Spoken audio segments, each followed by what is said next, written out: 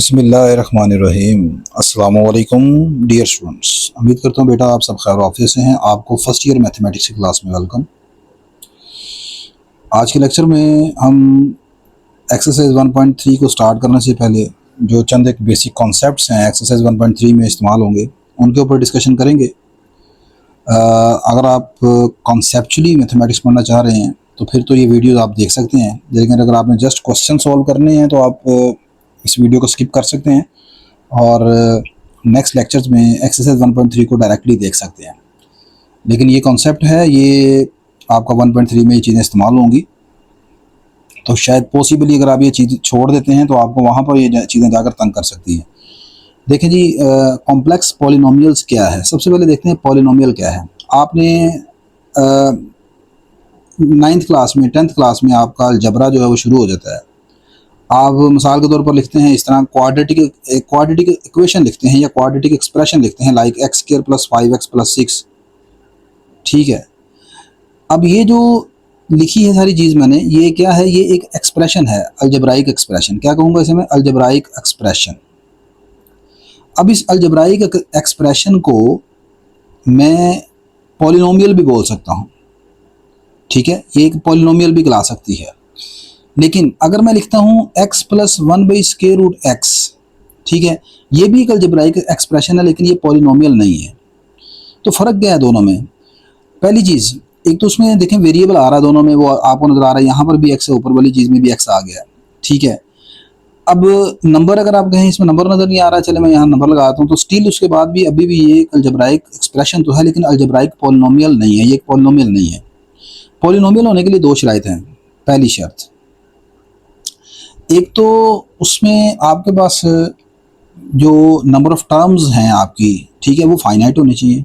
ठीक है, दूसरी बात जो मेन चीज़ है, उसकी जो पावर है ना, पावर एक्सपोनेंट जिसे आप बोलते हैं, वेरिएबल की जो पावर है, ये हमेशा ग्रेटर देन और इक्वल टू 0 होनी चाहिए। ठीक है, और इंटीजर की फॉर्म में होनी चाहिए, यानी कि फ्रैक्शन में ना आए, नेगेटिव ना हो। सही है। अब मिसाल के तौर पर ये नंबर है, इसमें लिखा हुआ टर्म लिखी है 1/√x, इसकी पावर बनेगी x की पावर -1/2। एक तो ये नेगेटिव है, ऊपर से फ्रैक्शन में लाया था, इस वजह से ये पॉलिनोमियल नहीं है, ये एक अलजब्राइक एक्सप्रेशन है। तो अलजब्राइक एक्सप्रेशन के लिए आपने क्या देखा कि पॉलिनोमियल के लिए आपने क्या देखा कि ऐसी अलजब्राइक एक्सप्रेशन जिसमें नंबर ऑफ टर्म आपके पास फाइनाइट है और हर टर्म की जो डिग्री है वो एक नॉन नेगेटिव इंटीजर यानी ग्रेटर देन और इक्वल टू 0 है। इंटीजर किसे बोलते हैं आप जानते हैं? ऐसे नंबर जो ये इस फॉर्म के हैं, +-1 +-2, ये इंटीजर होते हैं, लेकिन हमें चाहिए positive integer, non negative integer. Non negative integer ये होते हैं 0, 1, 2, 3, यानी होल नंबर। तो दूसरे अल्फाज में सिंपल आप कह सकते हैं कि ऐसे अगर ऐसी अलजब्राइक एक्सप्रेशन जिसमें जो पावर है वेरिएबल की वो होल नंबर हो, ठीक है, तो उसे आप कहेंगे एक पॉलिनोमियल। अब उसमें अगली चीज़ ये है कि पॉलिनोमियल मैट्रिक तक जो आपको पढ़ते आ रहे हैं वो होती थी इस तरह रियल पॉलिनोमियल। ठीक है ना। अब फर्स्ट ईयर में इस नई बुक में आपने पढ़नी है कॉम्प्लेक्स पॉलिनोमियल। अब रियल पॉलिनोमियल का क्या मतलब है? रियल पॉलिनोमियल, रियल पॉलिनोमियल में देखें आपका जो वेरिएबल है, पहली बात वेरिएबल जो है x, y, z जो भी रखें आपने, ठीक है ना, ये नहीं है कि कॉम्प्लेक्स के लिए अगर आपने अगर उसका नाम z रख लिया तो वो हमेशा कॉम्प्लेक्स होगा। वेरिएबल का शेप कुछ भी हो सकती है, x भी हो सकती है, y भी, z भी, लेकिन वो आपको ये पता होना चाहिए वेरिएबल रियल होना चाहिए। रियल वेरिएबल का मतलब ये है कि उसके आंसर हमेशा रियल नंबर होने चाहिए। ठीक है, तो रियल पॉलिनोमियल के लिए जो आपका वेरिएबल यूज हो रहा है वो होना चाहिए रियल वेरिएबल होना चाहिए, उसकी वैल्यू जो है वो रियल नंबर होनी चाहिए। सही है, किसी कॉम्प्लेक्स नंबर की फॉर्म में नहीं निकलनी चाहिए। दूसरी बात ये है कि आपके पास अगली शराइत वही है, वो पॉलिनोमियल की शराइत को पूरा करता हो, यानी उसमें जो पावर है वो आपके पास नॉन नेगेटिव इंटीजर होना चाहिए। अब कॉम्प्लेक्स पॉलिनोमियल को मैं यहाँ पर किस तरह डिफाइन कर रहा हूँ, ठीक है, इसकी डेफिनेशन जो है वो क्या है वो देखें। मैंने लिखा जी कि आ complex polynomial P of Z. एक कॉम्प्लेक्स पॉलिनोमियल को जिसका नाम मैंने यहाँ पी ऑफ जेड रखा है, इज अ पॉलिनोमियल फंक्शन, एक पॉलिनोमियल फंक्शन है of the complex variable Z. ये वेरिएबल कॉम्प्लेक्स वेरिएबल जेड के ऊपर हम बना रहे हैं विद द कॉम्प्लेक्स कोफिशिएंट्स, जिसके कोफिशिएंट जो हैं वो भी कॉम्प्लेक्स नंबर हैं। मिसाल के तौर पर देखें, आप एक सिंपल एग्जांपल देखते हैं। जैसे आपने लिखा जी F of Z is equal to 3 iota Z का square plus 8 iota Z plus 9 iota. तो मैं कहूँगा कि ये मेरी एक कॉम्प्लेक्स पॉलिनोमियल है। इसमें जो वेरिएबल है वो z है, z एक कॉम्प्लेक्स नंबर है, इसके जो कोएफिशिएंट्स हैं वो आपके पास क्या है, कॉम्प्लेक्स कोएफिशिएंट्स हैं, ठीक है ना। अच्छा, अब ज़रूरी नहीं है कि आपके पास हमेशा जो कोएफिशिएंट्स हैं वो कॉम्प्लेक्स ही हों। मिसाल के तौर पर एक बच्चा लिखता है जी इस तरह 3z का स्क्वायर प्लस 8z प्लस 9, अभी भी ये कॉम्प्लेक्स पॉलिनोमियल है। हाँ, बस ये आपने लिखना होगा कि यहाँ पर z जो है वो कॉम्प्लेक्स नंबर है। तो मेन चीज़ जो मैटर कर रही है वो मैटर कर रही है आपका वेरिएबल जो आपने शामिल किया है। देखने में ये वेरिएबल z आपको खुद नहीं बताएगा कि मैं रियल हूँ या कॉम्प्लेक्स हूँ, ये आपने खुद मेंशन करना है कि यहाँ पर z जो है वो कॉम्प्लेक्स नंबर है, लिहाजा यहाँ पर जो ये पॉलिनोमियल बनेगी वो कॉम्प्लेक्स पॉलिनोमियल बनेगी, ठीक है ना। एक इक्वेशन होती है, एक पॉलिनोमियल होती है। देखो जब आप इस जैसे इसमें यहाँ पर मैंने लिखा है ये एक इस वक्त पॉलिनोमियल है, अगर मैं इसको लिखूंगा इक्वल टू 0 तो ये क्वाड्रेटिक इक्वेशन बन जाएगी। तो पॉलिनोमियल में इक्वल वगैरह नहीं होता, ठीक है। और जब आप इक्वेशन डिफाइन करते हैं तो उसमें इक्वालिटी भी आ जाती है, सही है। अब इसकी जो जर्नल फॉर्म है, मैथमेटिकल फॉर्म है किसी कॉम्प्लेक्स पॉलिनोमियल की, वो ये होती है P of Z is equal to A N into Z की power N, A N minus one into Z की power N minus one. Power आस्ता आस्ता इसमें से एक कम होती जाएगी, अगली आएगी ए एन माइनस टू जेड की पावर एन माइनस टू, ये आगे आएगा ए टू जेड लास्ट में, फिर ए वन जेड, फिर ए नोट, फिर आखिर में जेड खत्म, जेड वेरिएबल खत्म हो जाएगा, ठीक है ना। जैसे आप क्वाड्रेटिक इक्वेशन को डिफाइन करते हैं, आप देखें सबसे पहले आपने क्या लिखा है, पावर लिखी 2, फिर आपने लिखी पावर 1, फिर इसमें से खत्म हो गया कांस्टेंट, फिर वेरिएबल नहीं है इसमें, ठीक है ना। तो इसी तरह यहाँ पर मैंने इसको जर्नली लिखा है। तो ये मेरे पास एक जर्नल फॉर्म है किसकी, आपकी एक कॉम्प्लेक्स पॉलिनोमियल की। इस कॉम्प्लेक्स पॉलिनोमियल में जो वेरिएबल मैंने लिया है वो आपके पास है जी z, a1 an minus one, an minus two, up to a1 a nought, ये तमाम के तमाम कोफिशिएंट्स हैं और ये कॉम्प्लेक्स नंबर हैं। जबकि यहाँ पर जो पहला लीडिंग कोफिशिएंट, जो सबसे बड़ी पावर के साथ ये वाला जो कोफिशिएंट है इसे बोलते हैं लीडिंग कोफिशिएंट्स, ये नॉन जीरो है, ठीक है, इसका नॉन जीरो होना जरूरी है। एन जो है पावर जो है वो नॉन नेगेटिव, आपको मैंने बताई है। N greater than equal to 0 का मतलब होता है नॉन नेगेटिव इंटीजर। नेगेटिव वो होते हैं जो लेस देन 0 होते हैं, पॉजिटिव वो होते हैं जो ग्रेटर देन 0 होते हैं, और जो इक्वल टू 0 हो, ग्रेटर देन इक्वल टू 0 हो, उसे नॉन नेगेटिव बोलते हैं। Is an integer representing the degree of polynomial, और ये इस पॉलिनोमियल की डिग्री को रिप्रेजेंट कर रहा है, ठीक है ना। कुछ एग्जांपल आपके सामने, सबसे पहले मैंने लिखा p not z is equal to 8 iota, इसमें कोई वेरिएबल नहीं है। आगे मैंने लिखा P1 z is equal to 1 minus iota Z की पावर 1 है यहाँ पर, प्लस कांस्टेंट 3। फिर आगे लिखा P2 z is equal to, यहाँ पर z का स्क्वायर है, साथ ही मैंने एक नंबर लिख दिया कोफिशिएंट के तौर पर, फिर ये z लिखा, फिर उसके साथ कोफिशिएंट लिख दिया, फिर ये 9 योटा, इसमें वेरिएबल खत्म हो गया। फिर P3z में सबसे पहले लिखा मैंने z क्यूब, उसके साथ ये कोफिशिएंट आ गया, फिर z का स्क्वायर आ गया, उसके साथ ये कॉम्प्लेक्स कोफिशिएंट आ गया, फिर ये z आ गया, इसके साथ ये कॉम्प्लेक्स कोफिशिएंट, फिर बगैर z के। ये कहलाती है कांस्टेंट पॉलिनोमियल। ऐसी पॉलिनोमियल जिसमें आपके पास वेरिएबल आपको नजर नहीं आ रहा, या वेरिएबल की पावर जो है वो 0 हो, जैसे यहाँ पर इसके साथ लिख सकते हैं 8 इंटू जेड की पावर 8 योटा इंटू जेड की पावर 0, तो ये कांस्टेंट पॉलिनोमियल है।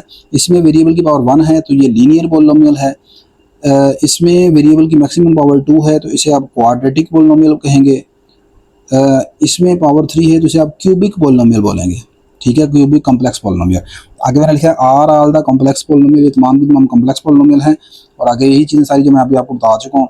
पी नोट जेड एक कांस्टेंट पॉलिनोमियल है with the degree of Z is 0, while P1 P2 P3 ये लीनियर क्वाड्रेटिक और क्यूबिक पॉलिनोमियल है विद कॉम्प्लेक्स कोफिशिएंट्स, जिनके कोफिशिएंट्स जो है वो कॉम्प्लेक्स हैं in complex number C।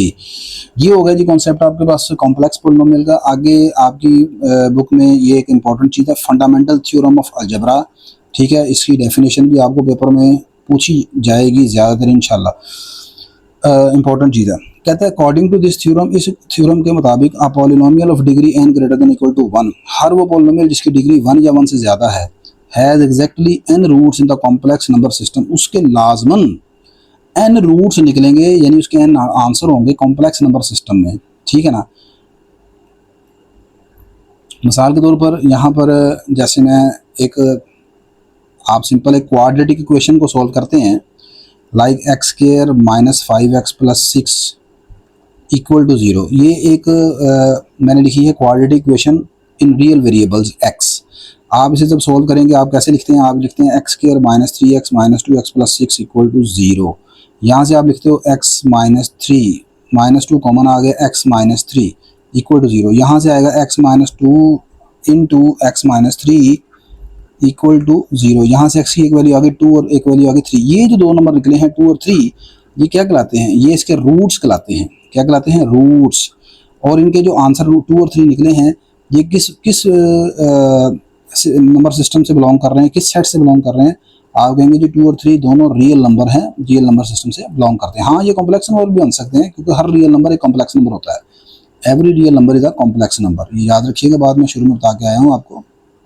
Every real number, her real number जो है वो कॉम्प्लेक्स नंबर होता है, इज अ कॉम्प्लेक्स नंबर। ठीक है, हर रियल नंबर एक कॉम्प्लेक्स नंबर होता है। कैसे होता है आप जानते हैं, अगर मिसाल के तौर पर ये 2 लिखा है तो आप इसको लिख सकते हैं 2 + 0 योटा। ठीक है, इसी तरह 3 लिखा है तो 3 को लिख सकते हैं 3 + 0 योटा। आप जानते हैं ना, कॉम्प्लेक्स नंबर की फॉर्मूला होती है a + b योटा। ठीक है ना, तो लिहाजा हर number real number complex number होता है अगर उसमें 0 योटा ऐड कर दिया जाए। तो मैं कह सकता हूँ कि ये जो 2 और 3 रूट्स हैं इस पॉलिनोमियल के, ये रियल में भी हैं और कॉम्प्लेक्स में भी, दोनों में ही है। ठीक है, तो यही तो आपका फंडामेंटल थ्योरम ऑफ अलजेब्रा कह रहा है कि भाई हर पॉलिनोमियल जिसकी डिग्री 1 या 1 से ज़्यादा है उसका लाजमन रूट निकलेगा और वो कॉम्प्लेक्स नंबर सिस्टम में होता है। जैसे इसके यहाँ पर 2 रूट निकले हैं, 2 और 3, ये दोनों कॉम्प्लेक्स नंबर से बिलोंग करते हैं।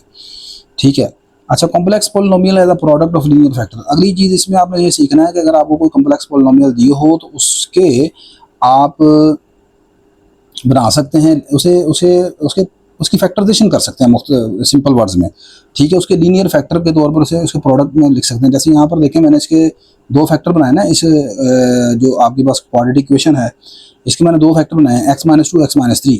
ठीक है ना, अब वो 2 फैक्टर कैसे बनने हैं, ये मैंने बनाए हैं बाई फैक्टराइजेशन से। आप इसके, आप जानते हैं मुख्तलिफ तरीकाकार हैं, क्वाड्रेटिक फार्मूले से भी बन जाएंगे, आपके पास सिंथेटिक डिवीजन भी है, आप उसके रूट मालूम कर सकते हैं कंप्लीटिंग स्केयर से। तो मुख्तलिफ तरीकाकार है, वो हम आगे अभी पढ़ेंगे। तो इसमें ये मैंने आपको बताना है कि किसी भी complex number polynomial, complex polynomial है, उसको लिख सकते हैं as a product of linear factor. Let कर लें p ऑफ z = 0 भी कॉम्प्लेक्स पॉलिनोमियल इक्वेशन है, degree n has exactly n roots. इसके n रूट्स हैं और उन n कॉम्प्लेक्स रूट का नाम ये है z1 z2 z3 up to zn। Then p z = 0 can be factored into n linear factor as. तो ये जो कॉम्प्लेक्स पॉलिनोमियल इक्वेशन मेरे पास लिखी हुई है, देखो मैं फिर बता रहा हूँ, एक चीज़ है कॉम्प्लेक्स पॉलिनोमियल और एक चीज़ है कॉम्प्लेक्स पॉलिनोमियल इक्वेशन। अगर आप इक्वल टू 0 हटा देंगे तो फिर ये सिर्फ कॉम्प्लेक्स पॉलिनोमियल कहलाएगी। अगर मैं इसको इक्वल टू 0 कहता हूँ तो ये कॉम्प्लेक्स पॉलिनोमियल इक्वेशन कहलाएगी।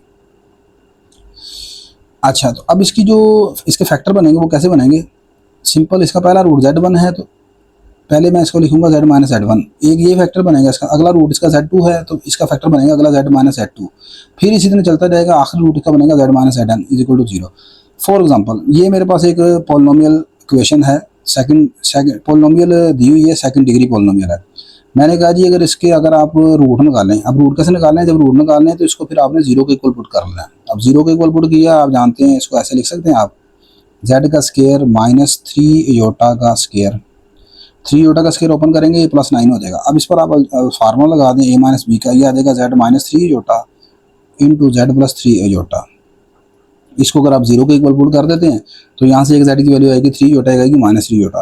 तो अब देखें, इसके आपके पास 2 फैक्टर, 2 रूट हैं, +-3 योटा, लिहाजा इसको मैं लिख सकता हूँ as a factor of, as a linear factor.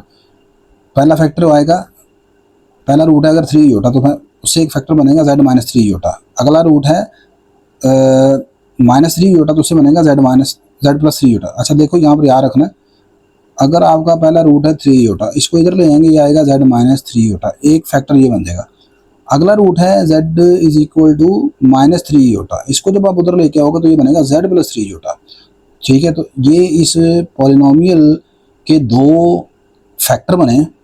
ठीक है, इसकी फैक्टराइजेशन आपने इस तरह कर ली है। अगली चीज़ जो मैं खैर पहले भी अभी आपको बता चुका हूँ कि रियल पॉलिनोमियल और कॉम्प्लेक्स पॉलिनोमियल में क्या फ़र्क होता है।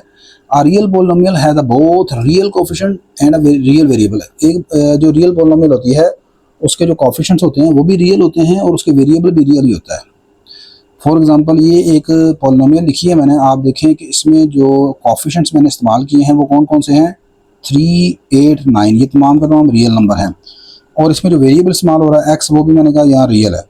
वो मैं बता रहा हूँ कि वो मुंह से नहीं बताएगा आपको कि मैं रियल हूँ, आपने खुद सपोज करना, खुद बताना है कि भाई इसका जो वेरिएबल है वो रियल है। दिस इज, और उसका जो आंसर भी निकालेंगे ना तो वो आंसर भी रियल ही होना चाहिए। ये नहीं कि आपने कह दिया जी एक्स रियल, जो एक्स है वो एक रियल वेरिएबल है और उसका आंसर कोई भी रियल ना निकल रहा हो, वो आंसर योटा की फॉर्म में लिख रहे हैं। अगर आप आंसर योटा के फॉर्म में निकलते हैं, कॉम्प्लेक्स निकलते हैं, तो फिर आप छोड़ देंगे, उसका सोल्यूशन एग्जिस्ट नहीं करेगा, आप ये कहेंगे। मिसाल के तौर पर देखें ना, एक बच्चा कहता है जी X square plus 1 is equal to 0, इसको सोल्व करता है। वो कहता है जी एक्स एक रियल नंबर है। अगर एक्स एक रियल नंबर है तो फिर इसको सोल्व करने की कोशिश करता है, वो आंसर आएगा प्लस माइनस योटा। देखो इसको ऐसे करेगा, वो आ जाएगा ऐसे, ये बन जाएगा प्लस माइनस योटा। अब अगर मैं कहूँ कि एक्स एक रियल नंबर है तो फिर इसका सोल्यूशन सेट एम्प्टी सेट है, क्योंकि ये दोनों नंबर क्या हैं, कॉम्प्लेक्स नंबर हैं। लिहाजा इसका इस इक्वेशन का answer real set of real number में कोई नहीं है, ठीक है ना, इसका सोल्यूशन एग्जिस्ट नहीं करता आर में।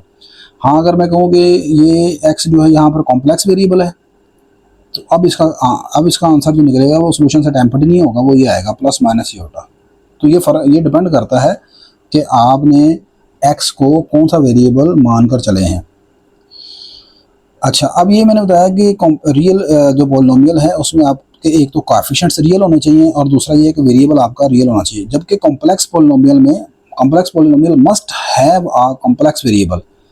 कॉम्प्लेक्स पॉलिनोमियल में जो वेरिएबल है वो भी कॉम्प्लेक्स होना चाहिए and it's coefficients may be real और कॉम्प्लेक्स। और इसमें जो इसके कोएफिशिएंट्स हैं वो रियल भी हो सकते हैं, कॉम्प्लेक्स भी हो सकते हैं। मिसाल के तौर पर ये एक पॉलिनोमियल लिखी है, इसमें देखें यहाँ पर वेरिएबल z है, वो कॉम्प्लेक्स नंबर है, और ये जो कोएफिशिएंट्स हैं 8 प्लस योटा, 9 योटा, 3 योटा, ये भी कॉम्प्लेक्स हैं, ठीक है। तो ये एक कॉम्प्लेक्स पॉलिनोमियल आ गई। अब अगली देखें, ये पॉलिनोमियल लिखी मैंने 3z स्क्वायर 8z प्लस 3, ये भी एक क्वाड्रेटिक कॉम्प्लेक्स पॉलिनोमियल है, हालांकि इसके जो कोएफिशिएंट्स हैं वो रियल कोएफिशिएंट्स हैं। तो कॉम्प्लेक्स पॉलिनोमियल में दो चीज़ें हैं, वेरिएबल कॉम्प्लेक्स होना चाहिए और कोएफिशिएंट्स रियल भी हो सकते हैं, कॉम्प्लेक्स भी। जबकि जो रियल पॉलिनोमियल है उसमें वेरिएबल लाजमन रियल होने चाहिए और वेरिएबल भी रियल होना चाहिए, ठीक है जी। अगली चीज़